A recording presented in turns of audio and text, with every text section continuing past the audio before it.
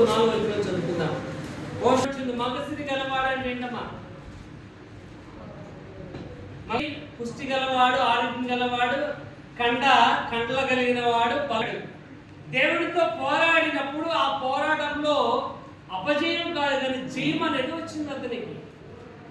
దేవుడితో పోరాడటం వల్ల జయం వచ్చింది.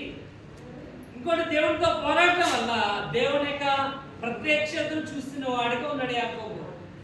కానీ యొక్క జీవితంలో రూపాంతరము అనేది కనుక కలగాలి, ఏర్పడాలి అంటే you have to wrestle with God. దేవునితో నువ్వు పోరాడని వ్యక్తిగా ఉండాలి, యోధుడు వలె ఉండాలి. కాబట్టి యాకోబు యొక్క జీవితంలో దేవునితో పోరాడాడు. కాబట్టి ఆ పోరాటం ఏంటంటే రియల్ సబ్మిషన్, పూర్తిగా దేవునికి లోబడిన వాడిగా ఉన్నాడు. అదే చూడండి, అక్కడ వచనంలో 26వ వచనంలో రాయబడుతుంది చూడండి ఒకసారి.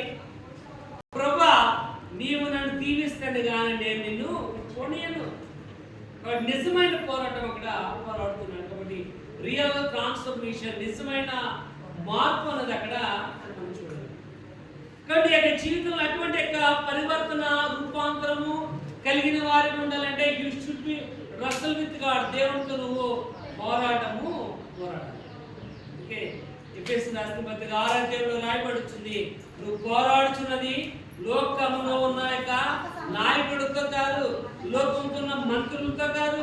చదవన వచనం, మీరు పోరాడుచున్నది అంధకార సంబంధులతో మీరు పోరాడుచున్నారు. చదవన 6వ అధ్యాయం 11వ వచనం.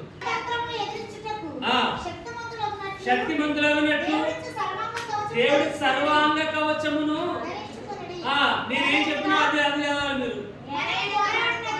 మీరు పోరాడినది శరీరముతో కాదు, అధికారులతోనూ అంధకార సంబంధులైన లోకనాథులతో మీరు పోరాడుతున్నారు. కానీ యాకోబు యొక్క జీవితము మార్చబడాలనే ఆలోచన కలిగి ఉన్నాడు కనుక దేవునితో పోరాడే వ్యక్తిలా ఉన్నాడు.